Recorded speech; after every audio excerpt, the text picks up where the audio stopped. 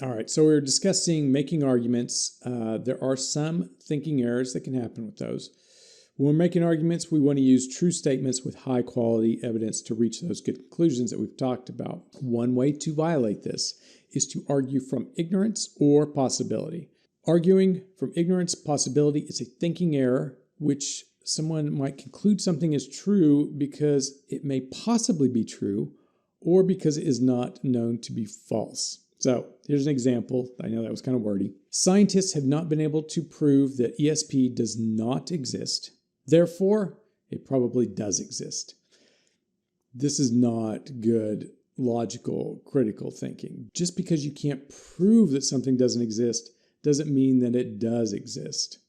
So you could do that with ESP, Bigfoot, aliens, ghosts, all that kind of stuff. If a person says, well, there's no evidence that says they don't exist, it's not a compelling argument. It's not good, rational, logical arguing. So how could you fix this error? Use facts and knowledge, not ignorance. You want to search for positive evidence. And so that means when you're arguing from ignorance, you're basically using negative evidence. You want to use positive evidence where there's things that we can actually use as evidence, not a lack of evidence. The other two thinking errors in this chapter we've actually already discussed. One was failure to make an argument. This is when you don't provide evidence. To fix this, obviously, you provide evidence.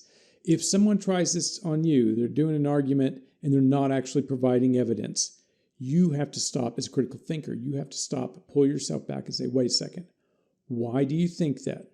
Give me the reason that you have for that claim. And so if you try to pin them down on the evidence, then you might be able to reveal the flaws in their thinking. The other thinking error that we talked about in this chapter was belief perseverance, not revisiting your beliefs and conclusions after you've been provided with evidence that you may be wrong. The solution for this is to consider other slides, to consider alternative positions. It's basically a form of cognitive flexibility. And cognitive flexibility is great. It's kind of like self-regulation, metacognition. Those are great skills to have to make you more successful in life. Cognitive flexibility, it can help to mitigate things like Alzheimer's. So it's a good skill to have, a good skill to build while you're young and to keep throughout your life. Cognitive flexibility, the ability to move back and forth between things and ideas and alternative positions. That's cognitive flexibility. You don't want to be rigid, and especially with like your beliefs. You have those beliefs and you might revisit them every once in a while, because every once in a while you might revisit them and you might be like, I'm not sure if I believe that anymore. I don't think I believe in ghosts anymore, for example. And so just to wrap this up, how to think, practice some critical thinking. If someone offers you an opinion with no evidence, ask them for that evidence. Make them give you a reason.